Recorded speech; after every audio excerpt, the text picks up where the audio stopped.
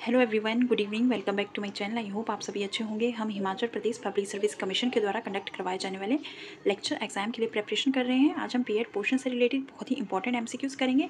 इन MCQs का use आप as a mock test की तरह कर सकते हैं और अपने आप को एनालाइज कर सकते हैं कि आपकी प्रिपरेशन कितनी बेटर हुई है।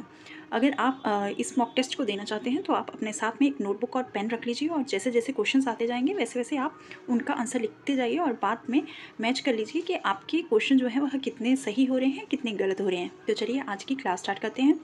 Question number 1 is the which system of education was propounded by Mahatma Gandhi. Mahatma Gandhi ने किस शिक्षा प्रणाली का प्रतिपादन किया था? Options are teaching by activities के द्वारा टीचिंग करना, टीचिंग थ्रू म्यूजिक संगीत के माध्यम से शिक्षण, टीचिंग थ्रू मेडिटेशन ध्यान के माध्यम से शिक्षण, या ऑल ऑफ दीज ये सभी। Correct answer is the option number D, all of these. इन सभी जो है शिक्षा प्रणालियों का प्रतिपादन जो है वह महात्मा गांधी ने किया था। Teaching by activities, teaching through music और टीचिंग थ्रू मेडिटेशन, इन तीनों ही माध्यम से जो है वह टीचिंग करवाई जा सकती है। Option number D is the correct answer. Next question is the education of a child really begins. एक बच्चे की शिक्षा वास्तव में शुरू कब होती है? Option are once he take birth, एक बार जब वह जन्म लेता है। Once he attains the age of 3, जब वह 3 वर्ष का हो जाता है उसके बाद ही उसकी शिक्षा शुरू होती है। Once he is admitted to post nursery school, जब उसको पोस्ट नर्सरी स्कूल्स में एडमिशन कराया जाता है उसका। Once he learns to speak, जब वह बोलना सीख जाता है। इसका जो करेक्ट आंसर होगा वह होगा ऑप्शन नंबर ए। जब बच्चा जन्म लेता है तो उसी टाइम से ही उसकी शिक्षा जो है वह शुरू हो जाती है। Option number A is the correct answer. Next question is the which of the following methods is most suitable for learning disabled children. Learning disabled children को पढ़ाने के लिए इनमें से कौन सा जो मेथड है वह सबसे उपयुक्त है? Option our brain storming method, remedial teaching उपचारात्मक शिक्षण, बिहेवियर गाइडेंस मेथड व्यवहार मार्गदर्शन विधि, या नन ऑफ दिस इनमें से कोई नहीं। करेक्ट आंसर जो होगा वह होगा option number C, behaviour guidance method जो है वह एक सुटेबल मेथड है for learning disabled children. Disabled children को पढ़ाने का यह एक, बच्चों को सीखने का यह एक जो है वह सुटेबल मेथड है। विच of the following method is most suitable for learning disabled children. विकलांग बच्चों को सीखने के लिए व्यवहार मार्गदर्शन विधि जो है वह सबसे उपयुक्त विधि है। Option number C is the correct answer. Next question is the who introduced the 3 language formula. 3 language formula को किसने प्रस्तुत किया था? Option are Mudaliar commission, Radhakrishnan commission, Kothari commission, या फिर basic education commission. Correct answer is the option number C, Kothari commission ने 3 language formula दिया था। 3 लैंग्वेज फार्मूला यह था कि जिसमें बच्चों को 3 लैंग्वेज में पढ़ाया जा सकता है, एक हिंदी में, इंग्लिश में, और थर्ड जो था वह था रीजनल लैंग्वेज में। रीजनल लैंग्वेज, ये 3 जो लैंग्वेजेस थी यह 3 लैंग्वेज फार्मूला में इंक्लूडेड थी। Option number C is the correct answer और यह कोठारी कमीशन ने दिया था। Next question is the most attractive thing in teaching as a profession is. एक पेशे के रूप में शिक्षण में सबसे आकर्षक बात क्या होती है? ऑप्शन आर लॉन्ग वेकेशंस, वह लंबी छुट्टियां लेता है। गुड अर्निंग बाय ट्यूशन, वह ट्यूशन से अच्छी कमाई करता है। अपॉर्चुनिटी फॉर सेल्फ एक्सप्रेशन, आत्म अभिव्यक्ति का अवसर। Opportunity for participating in the games, खेलों में भाग लेने का अवसर। इसका जो करेक्ट आंसर होगा वह होगा option number C, opportunity for self expression, आत्म अभिव्यक्ति का अवसर। यह एक टीचिंग के प्रोफेशन में एक मोस्ट अट्रैक्टिव थिंग है, opportunity for self expression. Option number C is the correct answer. Next question is the learning by doing is useful because, करके सीखना उपयोगी है क्योंकि। Option are children understand better by doing, करने से बच्चे बेहतर समझते हैं। दिस इज़ मोर इंटरेस्टिंग, यह बहुत इंटरेस्टिंग होता है। चिल्ड्रन लाइक एक्टिविटीज़, बच्चों को गतिविधियाँ पसंद होती हैं। This helps in keeping the children busy, इससे बच्चों को व्यस्त रखने में मदद मिलती है। करेक्ट आंसर जो होगा वह होगा option number A, a children understand better by doing, करने से बच्चे जो हैं वह बेहतर समझते हैं। लर्निंग बाय डूइंग के थ्रू जो होते हैं बच्चे बेहतर समझते हैं और इंटरेस्ट के साथ समझते हैं। Option number A is the correct answer.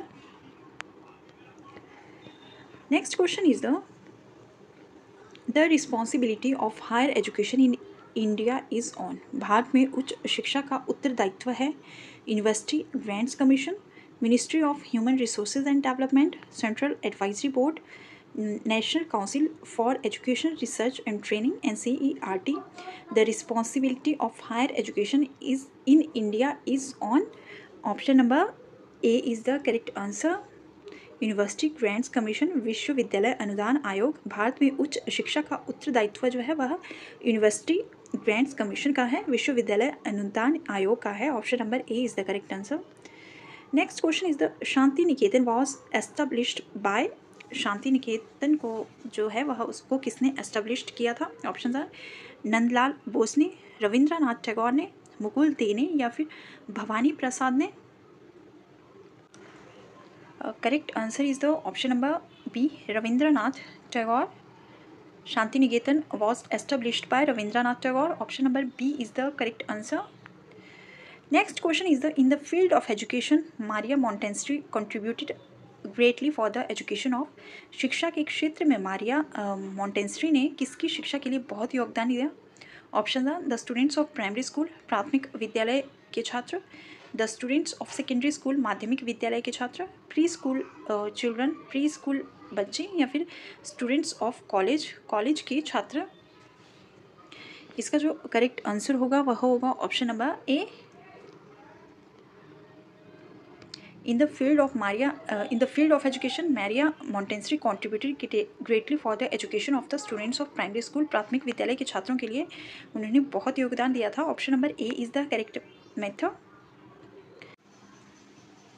Question number 10 is the additional course should be meant for teachers because. अतिरिक्त पाठ्यक्रम शिक्षकों के लिए होना चाहिए क्योंकि they get opportunity to meet many persons, उन्हें कई व्यक्तियों से मिलने का अवसर प्राप्त होता है।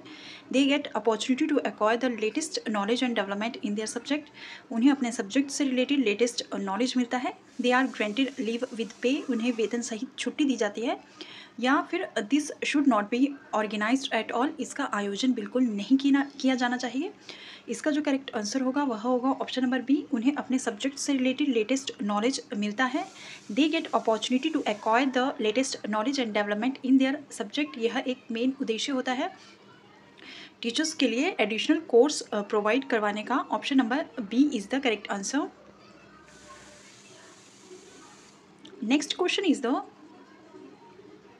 The traditional relationship of education to social change is characterized by। सामाजिक परिवर्तन के साथ शिक्षा के पारंपरिक संबंध की क्या विशेषता है? Options are rapid shift in educational practice in response to social needs, प्रतिक्रिया में शैक्षिक अभ्यास में तेजी से बदलाव, marked lag in the schools programme, school के कार्यक्रम में एक उल्लेखनीय अंतराल, education moving to far ahead for of social change, शिक्षा सामाजिक परिवर्तन से बहुत आगे बढ़ रही है। Option number D is the complete lack of sensitivity on the part of education to change in the society, समाज में बदलाव के लिए शिक्षा की ओर से संवेदनशीलता का पूर्ण अभाव। Correct answer is the option number D. The traditional relationship of education to social change is characterized by a complete lack of sensitivity on the part of education to change in society, समाज में बदलाव के लिए शिक्षा की ओर से संवेदनशीलता का पूर्ण अभाव, यह इसका करेक्ट आंसर होगा। Option number D is the correct. Next question is the all of the following were advocated by Rousseau except that. निम्नलिखित में से छोड़कर निम्नलिखित में सभी की वकालत रूसो ने की थी। एक ऑप्शन को छोड़कर बाकी जो सब ऑप्शन हैं वह रूसो ने एडवोकेट किए थे। Option are school is life not a preparation for life, school जीवन है, जीवन की तैयारी नहीं। Option number B is the a child in order to learn virtue should not be protective from society's vices, अब एक बच्चे को सद्गुण सीखने के लिए समाज की बुराइयों से बचाया नहीं जाना चाहिए। Option number C is the a child's value are completely different from an adults, एक बच्चे के मूल्य एक वयस्क से बिल्कुल अलग होते हैं। Next option is the a child's curiosity should be cultivated, बच्चे की जिज्ञासा को विकसित किया जाना चाहिए। इसका जो करेक्ट आंसर होगा वह होगा ऑप्शन नंबर बी, यह रॉन्ग आंसर है। इस पॉइंट को रूसो ने नहीं दिया था। एक बच्चे को सद्गुण सीखने के लिए समाज की बुराइयों से बचाया नहीं जाना चाहिए। A child's in order to learn virtue should not be protected. Next question is the teaching is imparting of, शिक्षण प्रदान करना है। Options are knowledge and skills, ज्ञान और कौशल, नॉलेज एंड होमवर्क, ज्ञान और गृह कार्य, preparing lesson and beating the student, पाठ तैयार करना और छात्र की पिटाई करना, giving lesson and checking homework, पाठ देना और होमवर्क की जांच करना। इस क्वेश्चन का जो करेक्ट आंसर होगा वह होगा option number A, teaching is imparting of knowledge and skills, ज्ञान और कौशल प्रदान करना ही शिक्षण है। Knowledge and skills, knowledge and skill, teaching is imparting of knowledge and skill, option number A is the correct answer. Question number 14 is the Nalanda university was the famous centre of learning for, Nalanda विश्वविद्यालय शिक्षा का प्रसिद्ध केंद्र था। Option है grammar and astrology, व्याकरण और ज्योतिष शिक्षा का, वैदिक स्टडीज़, वैदिक अध्ययन का, जैनिज्म स्टडीज़, जैनिज्म अध्ययन का, या फिर बुद्धिस्ट स्टडीज़, बौद्ध अध्ययन का। इसका जो करेक्ट आंसर होगा वह होगा option number D, Buddhist studies. Nalanda university was the famous centre of learning for Buddhist studies, बौद्ध अध्ययन के लिए जो है वह नालंदा यूनिवर्सिटी फेमस था। Option number D is the correct answer. Next question is the which of the following statement correct about the maktab, मकतब के बारे में निम्नलिखित में से कौन सा कथन सही है। Options are centre of female education, महिला शिक्षा केंद्र, इंस्टीट्यूशन ऑफ हायर लर्निंग, उच्च शिक्षा संस्थान, where only verbal instructions were given, जहाँ केवल मौखिक इंस्ट्रक्शन दिए जाते थे, where reading writing and arithmetic was taught, जहाँ पढ़ना लिखना और अंक गणित सिखाया जाता था। इसका जो करेक्ट आंसर होगा वह होगा ऑप्शन नंबर डी, मकतब के बारे में यह कथन जो है वह सत्य है। ऑप्शन नंबर डी,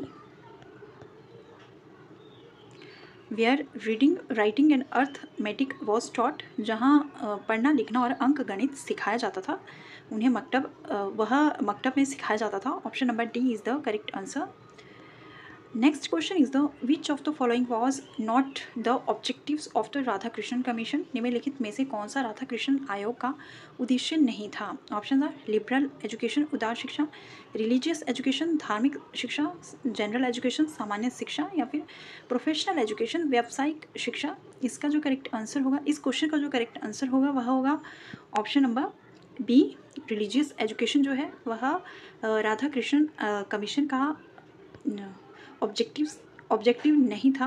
बाकी जो 4 पॉइंट्स दिए गए हैं, 3 पॉइंट्स दिए गए हैं, वह सभी इस कमीशन के ऑब्जेक्टिव थे। लिबरल एजुकेशन भी इस कमीशन का एक ऑब्जेक्टिव था, जनरल एजुकेशन भी एक ऑब्जेक्टिव था, और प्रोफेशनल एजुकेशन भी इस कमीशन का एक ऑब्जेक्टिव था, लेकिन रिलीजियस एजुकेशन, धार्मिक शिक्षा, इस आयोग का एक ऑब्जेक्टिव नहीं था। Option number B is the correct answer. Next question is the which of the following were incorrectly matched, निम्नलिखित में से कौन सा जो है वह इनकरेक्टली मैच्ड है, पॉइंट इनकरेक्टली मैच्ड है।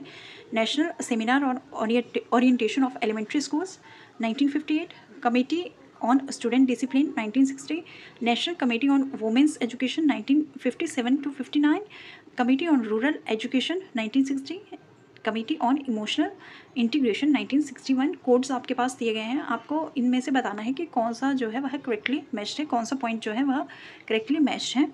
इसका जो करेक्ट आंसर होगा वह होगा ऑप्शन नंबर सी, 2, 4 एंड 5 जो है वह करेक्टली मैच्ड है। 2, 4 and 5, committee on student discipline 1960, committee on rural education 1960 and committee on emotional integration 1961। यह तीनों जो पॉइंट है वह करेक्टली मैच्ड हैं। Option number C is the correct answer.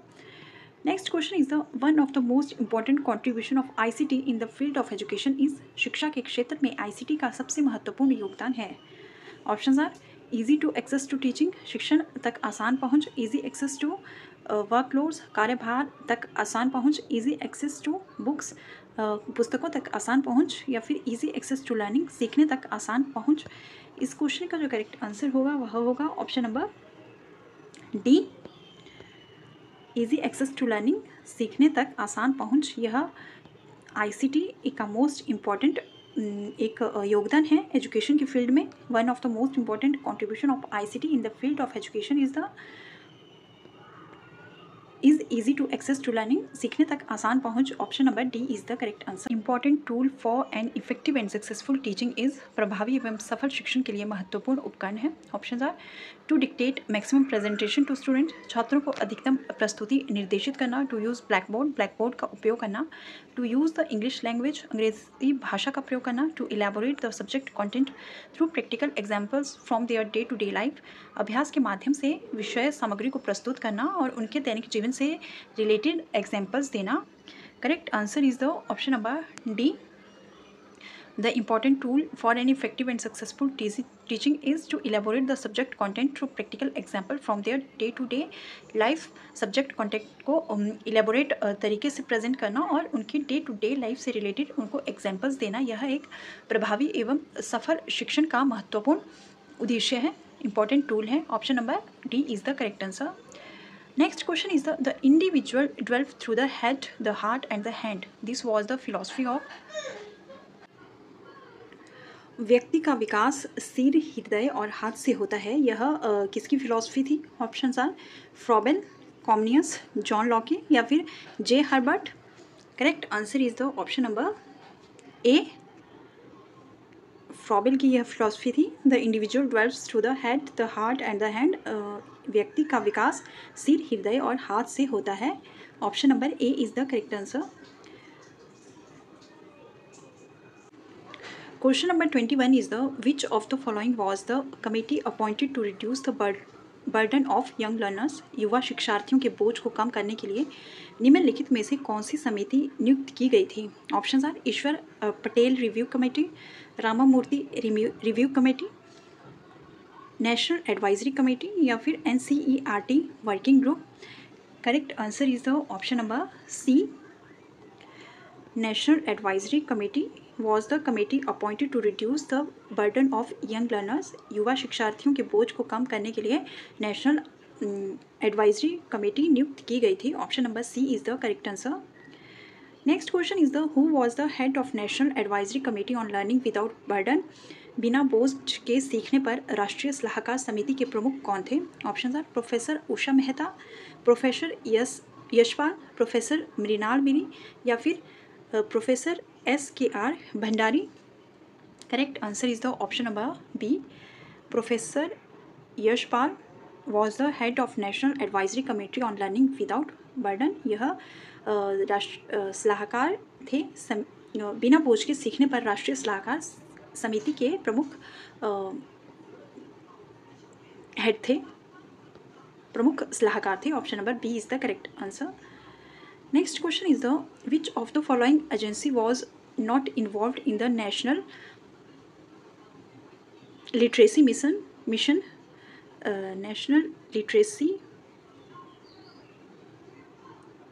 mission निम्नलिखित में से कौन सी एजेंसी राष्ट्रीय साक्षरता मिशन में शामिल नहीं थी? Options are central and state government, केंद्र और राज्य सरकारें, political parties and their parent organization, राजनीतिक दल और उनके मूल संगठन, यूनिवर्सिटी ग्रांट कमीशन, विश्वविद्यालय अनुदान आयोग या फिर educational institutions, teachers and students, शैक्षणिक संस्थान, शिक्षक और छात्र।